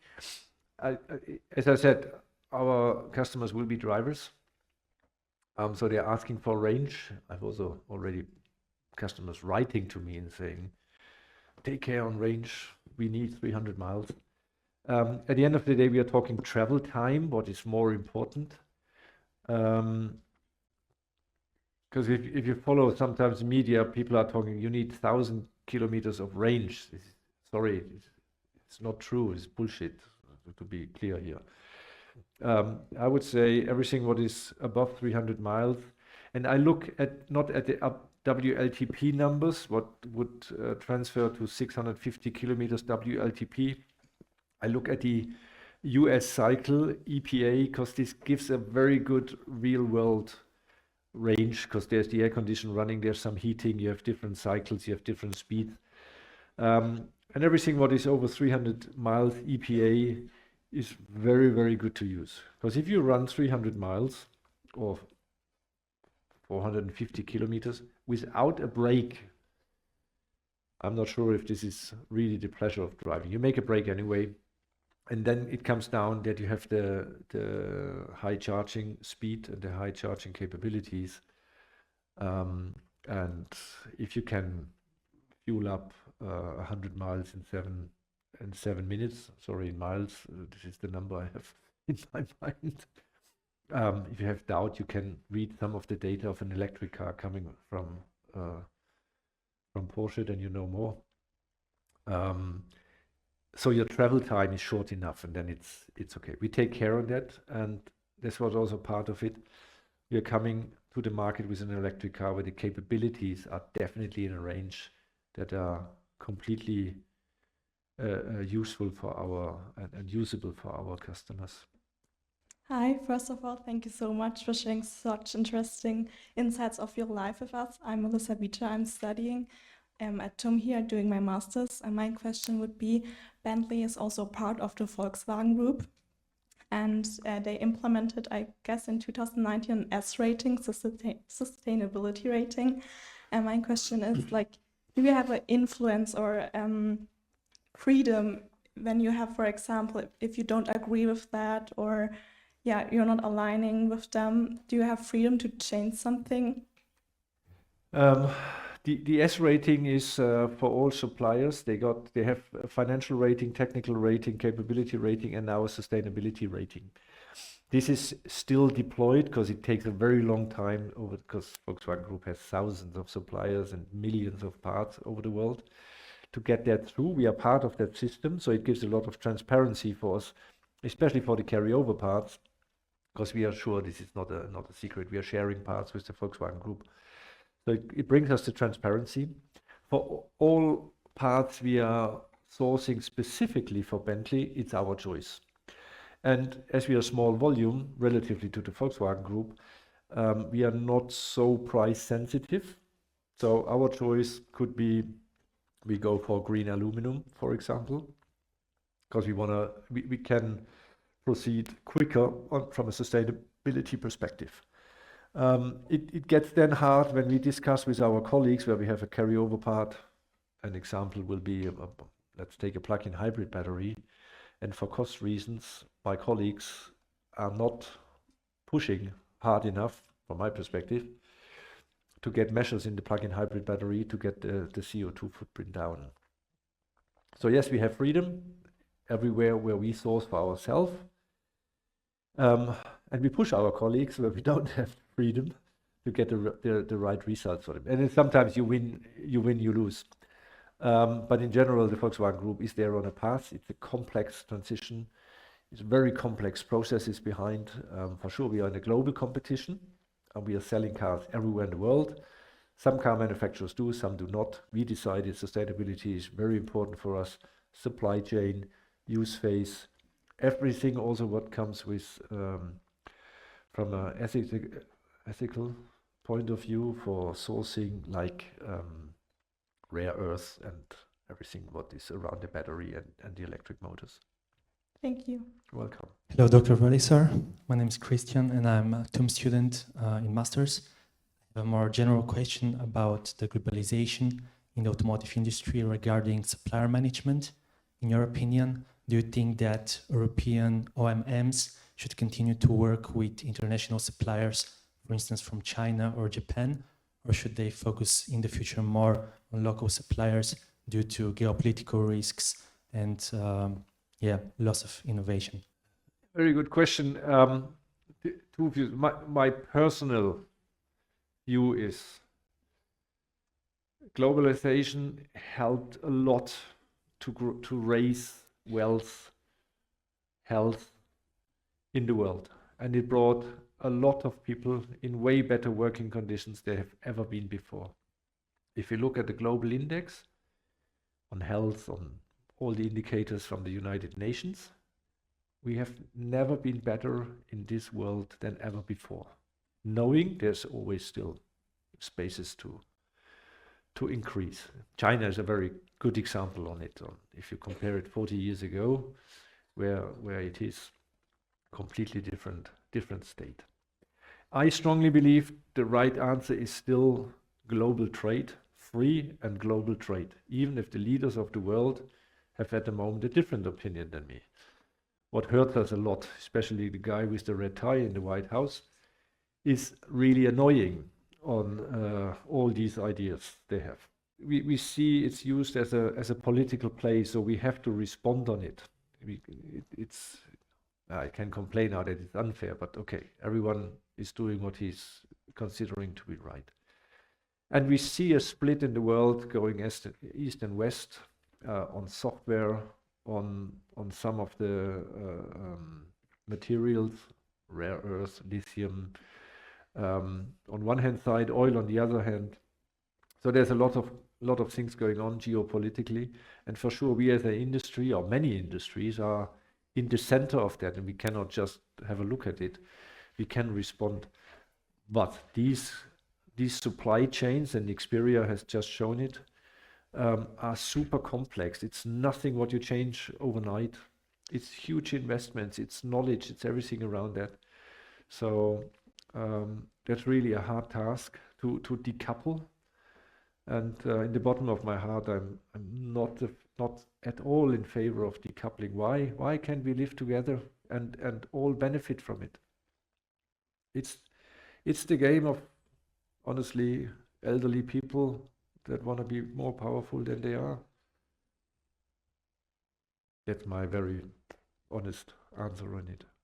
Hi, I'm Mehmet Ali. I'm studying my master's at TUM, and I want to thank you for being here and giving us the chance to hear us speak you today. I'm interested in learning more about how back in Porsche you made the demand planning for the next 3 to 7 years. Can you walk us through the planning and forecasting process, the tools you used, and share the biggest challenge you faced throughout that process? The summary is it did never work, because reality was always different. The bad thing was either too high or too low. And you put a lot of intelligence in, you look in previous years, you look in the sources, in the global market. The best source for sure is we had in 24, 56 million registrations. The car market is relatively transparent. You get data with a delay of 1 to 3 months on registrations. So you know exactly what type of car, less on the price, but type of car, market segment, in different regions, countries, you get a lot of data there. So you know a lot about on the actual market, what is very beneficial. And from that starting point, you look mainly on market share, growth of the segments. The growth of the segments, especially if they are small, is for sure a lot dependent on the demand.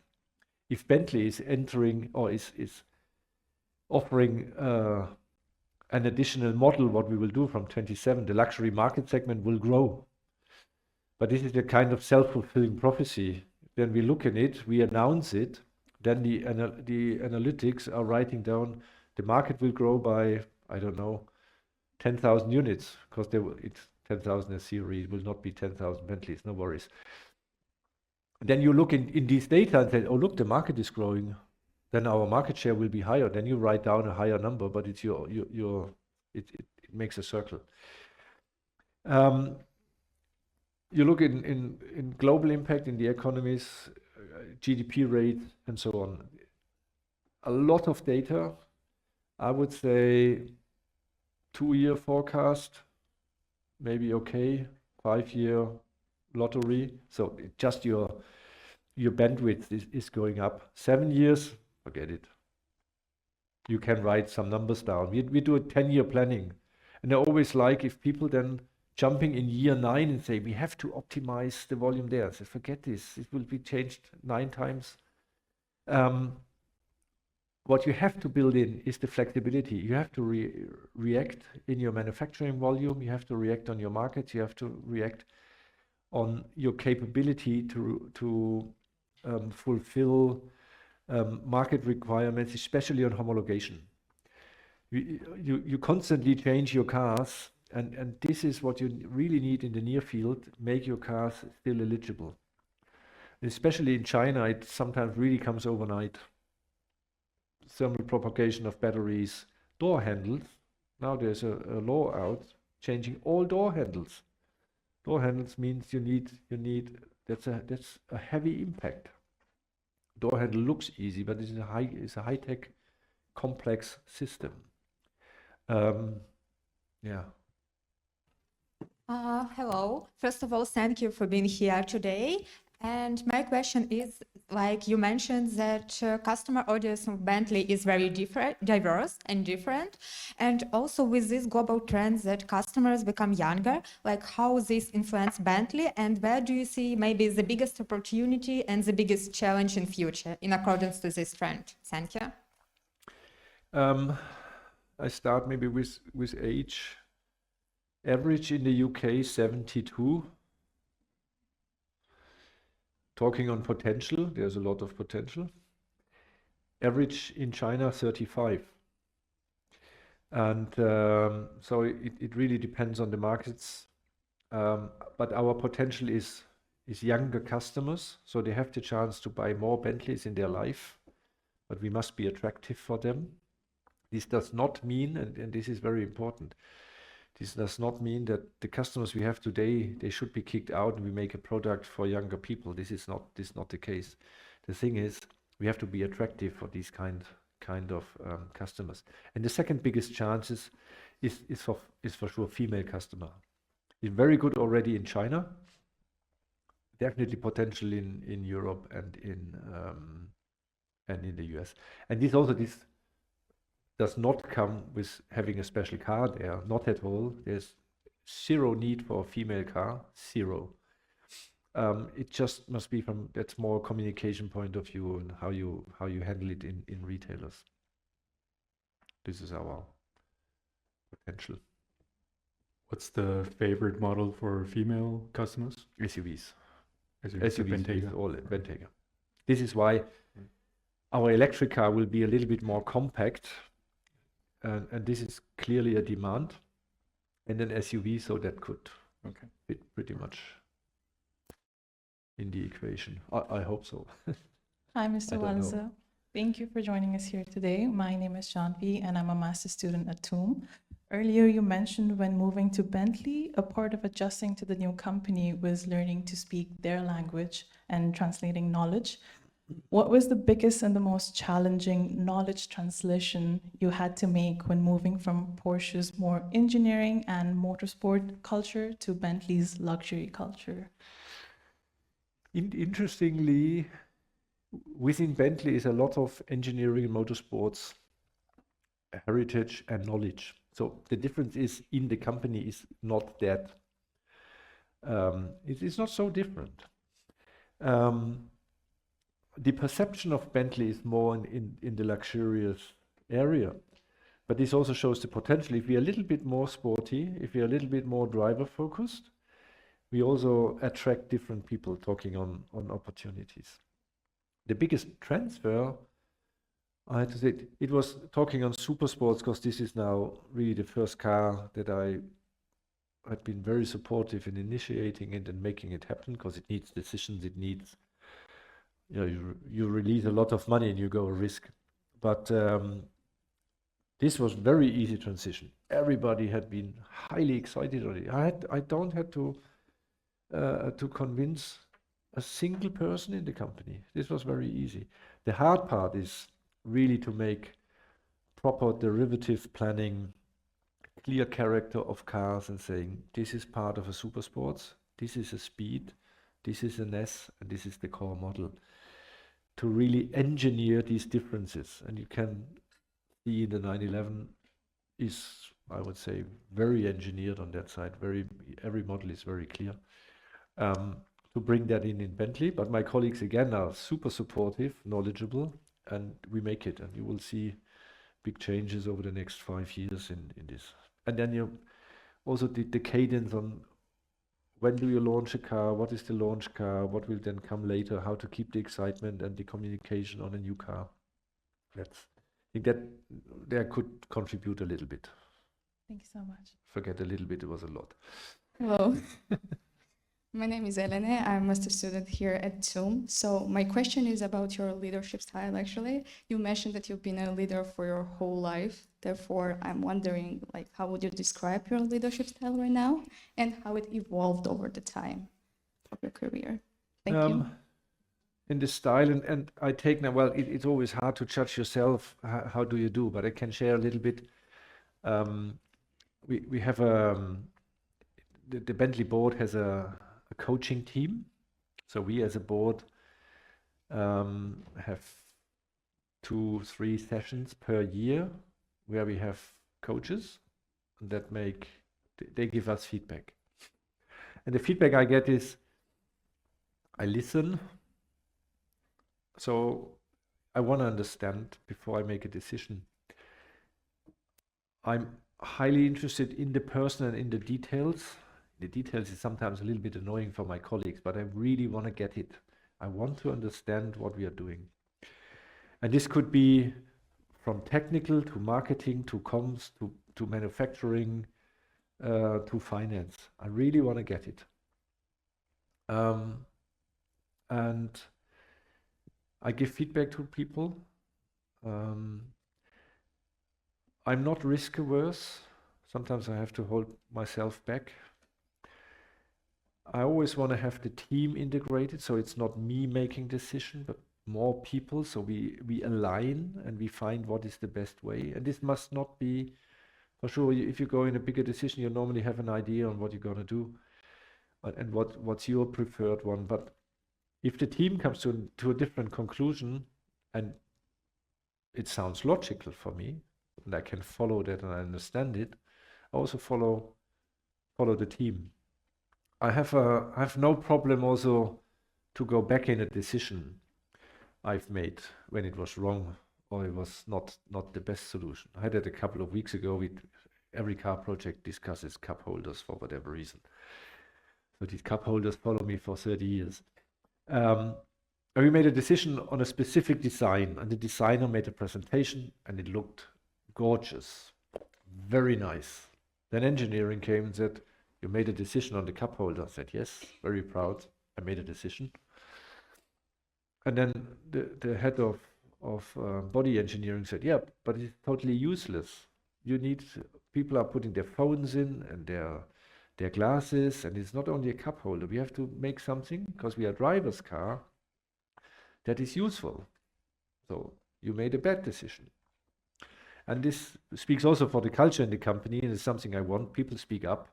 People come to me and say, "Yeah, we do not agree." And then I reverted the decision and said, "Sorry, you are right. Let's make a meeting again." Sometimes you need meeting to align people and to share information. And I said, "I'm sorry. We went the wrong way. Let's go this way." And I think this is very important for leaders to listen. You will make mistakes in your decisions. You will take wrong decisions. This is totally normal. You cannot be all the time right. If you're asking or answering on how did it develop over time, this is definitely something I had to learn. Also integrating the team and talking to all the layers. On the other hand, I think what I did always was, when I had a target, I was really behind that. Whatever it takes, I went for it. And many racing definitely helps you to learn this, because if you want to win a race, whatever it takes, you have to do it. And I take this in my daily style. Like super sports, I was totally convinced, so we had to go for it. My finance colleague was not so convinced. Hello, Dr. Walliser. My name is Haitham, and I am a master's student at TUM. Coming from an engineering background, how did you develop leadership skills that are necessary for the roles that you held? Was it something that you consciously trained, or did it just happen through the experiences that you had? I honestly was always highly interested everything about digitalization, from early use of computers to programming the smart home at home, what I do myself, to everything what's about digitalization. It was a kind of a natural interest. Even yes, I studied mechanical engineering, as I just thought that's the more exciting stuff in the car than just the software. But I learned a lot on that. Now I cannot program any function in a car.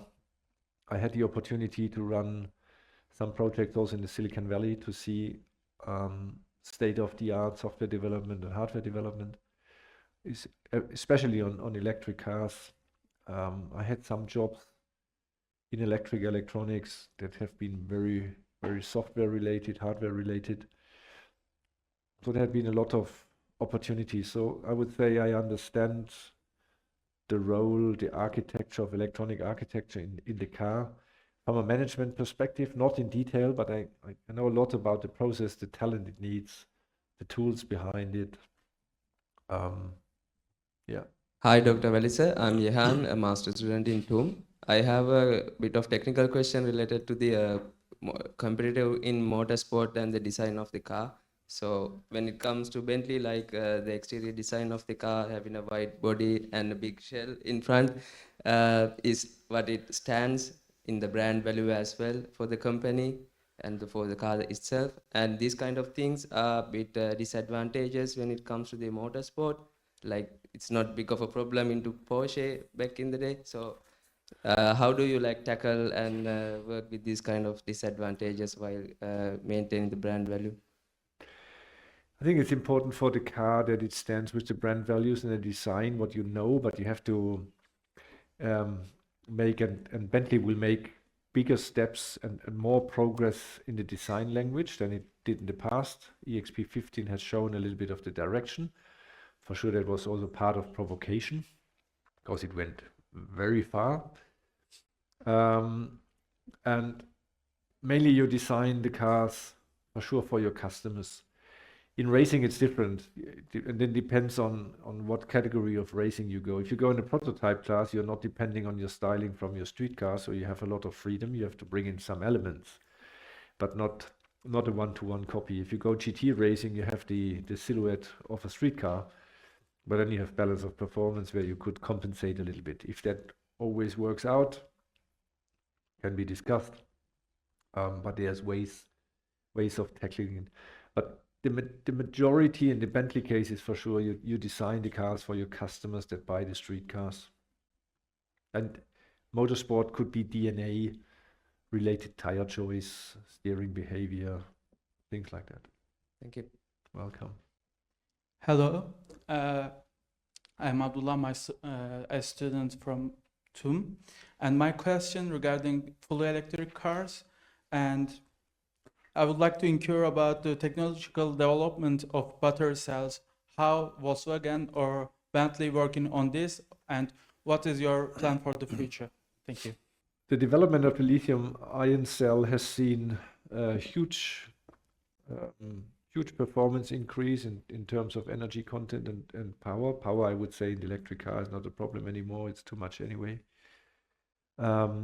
Energy density is the biggest task, and cost, because the battery is still extremely costly.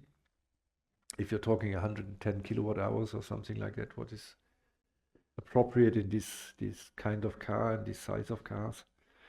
Volkswagen is working with a lot of suppliers together, from CATL to SDI to LG.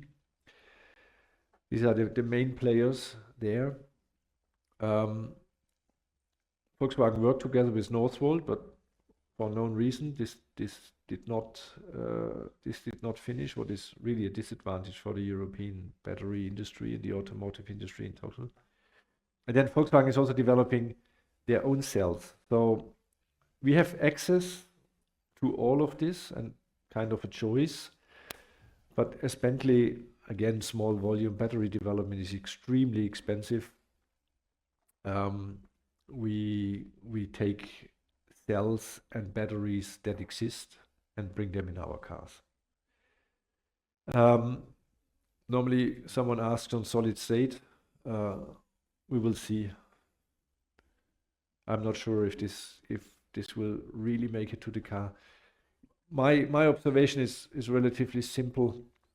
We all carry our phones around with us. The automotive industry is looking for the same technology than the mobile devices, computers or smartphones. Must be cheap, high capacity, that you don't have to charge your phone. Could you imagine you don't have to charge your phone? I grew up with a Nokia. You charge it also once a week. And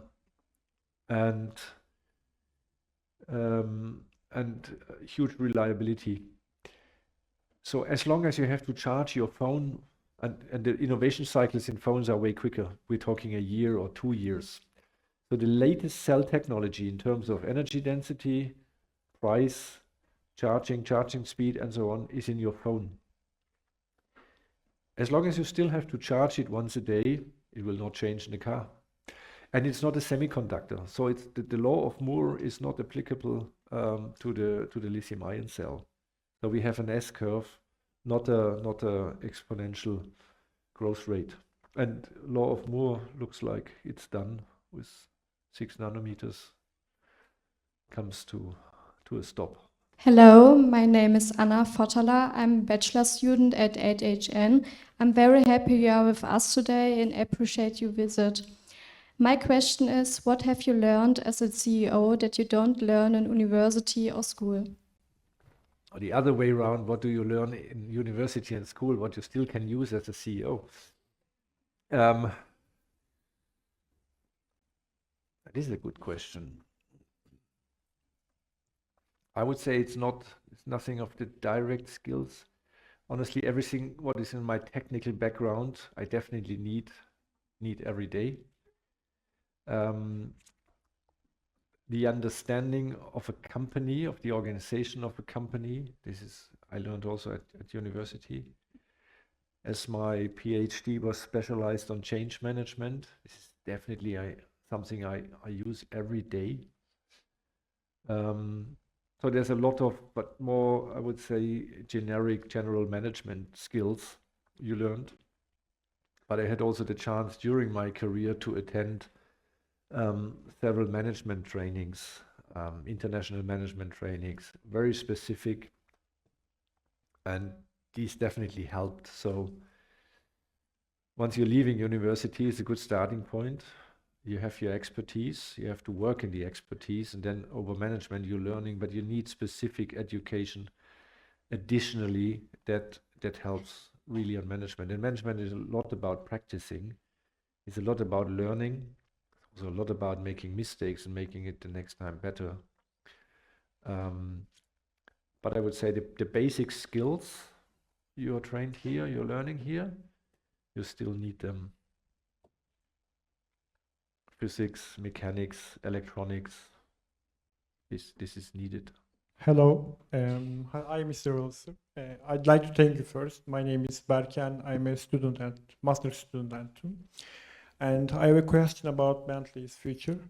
Considering the huge global hype around Formula One and high performance cars right now, and as a car guys you mentioned, do you think Bentley should adopt a more aggressive racing spirit in the future, or should it continue to its British luxury roots? Thank you. Yes, I think we should have a better racing program, definitely, but I don't have the money. Very simple. And a little bit more serious. We have different priorities in the company, that's part of strategy. And at the moment it's focusing a lot about the transition. We have to renew our products. So a next generation of a Bentayga, a next generation of a Flying Spur Continental. This is priority number 1 in the company. If we are through and see that we could establish all these new products, we also look in racing programs. I know exactly what it costs. This is why I would never start something what is underfunded or has no has not the chance to be successful. And but I would definitely like it. Formula One is too far away, and our Audi colleagues are now in Formula One, so we can watch them and have some fun to cheer at them. Hello, Dr. Walliser. Thank you for your insights and your time. I have a question regarding a period in the early 2000s where Porsche almost bought VW. And how was this? What changed after the financial crisis where it didn't happen? And yeah, it turned around. Volkswagen bought Porsche. It was crazy times, I would say, because I was in that time in motorsports and working on a motorsport strategy. And then my proposal was, that was the RS Spyder program. And Dr. Wiedeking always said, yeah, but then we are racing against Audi, and they will beat us, because Mr. Piech is there, and he's very experienced in racing, and you are not. How can you solve that? And I was always thinking, yeah, but it's competition. The truth was, behind the scenes, it was really between the families. If the Porsche family is now more successful, or the Piech family, thank God it's way easier today. But there was a lot of tension. And my proposal was, at the end of the day, if we are racing in the smaller category and Audi is racing in the bigger category, Audi for sure will win over the small category. This is natural. But we have a chance to win over the bigger category. And so we can win, but we cannot lose. And Audi can only lose, but not win. Very good formula, was accepted. So it was very emotional times. We sometimes looked at it and said, where does the money come from? How does that work? We have seen the stock price of Volkswagen exploding. I was very lucky when I sold my 3 stocks I bought. But it was very hard to see what happens there on the political side, because the Volkswagen for sure was very proud, and then coming the very unconventional guys from Stuttgart and saying they take it over. I had a former board member that I was working for as a TA, and he said it will never work, because if you don't have the network in Wolfsburg, in such a huge organization, you will always fail. You need what is called in Wolfsburg the Hausmacht. You need an internal network that supports you. You cannot come from outside and just take it over. And definitely not a company like Volkswagen that is completely unique in the world. Labor relation, the impact of Lower Saxonia, the political impact, no chance. And then came the final, it would have nearly happened. In fact, it happened, because the Porsche family, Porsche and Piech family, is owning 51% of the Volkswagen stakes. So it belongs to the family now. The way was a little bit different, but it worked. And for sure the financial crisis had a big impact then, and the direct plan somehow disappeared. But believe me, unbelievable. And I think it's not that public. But the time where Porsche was very close to insolvency was 4 hours.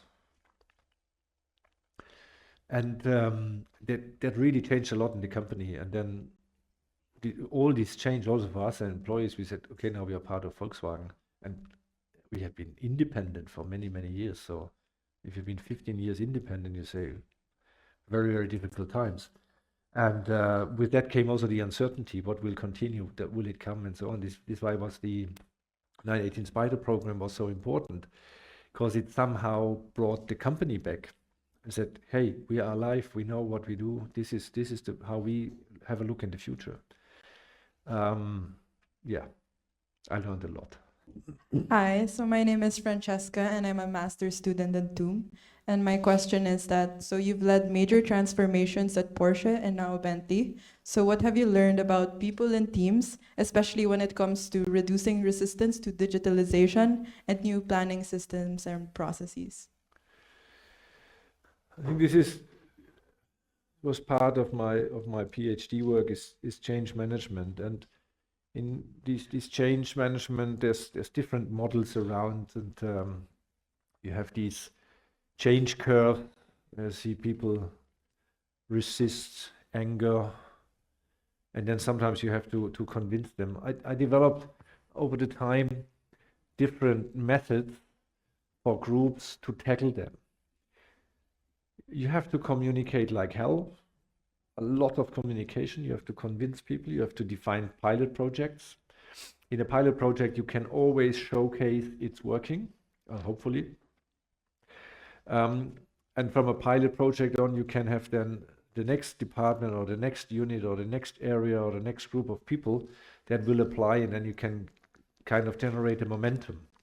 Sometimes you have also to isolate people that resist and say, you are not allowed to take whatever it is, a new software system or a different process. If you isolate them, if they are resisting, you isolate them and say, no, you're not part of it. All others will do it, you not, we understand, it's not important for you, we take you out. All of a sudden, they get curious, and for sure nobody wants to be outside, everyone wants to be an insider. So there's different ideas on how to handle this resistance. Sometimes it takes time, it always takes time, you have to know it's going through this curve. You find everything, find excuses.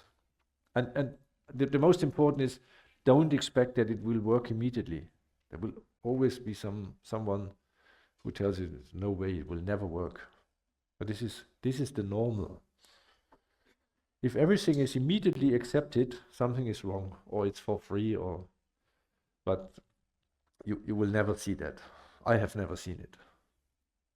Well, thank you very much for your excellent visit, Dr. Walliser. Thanks.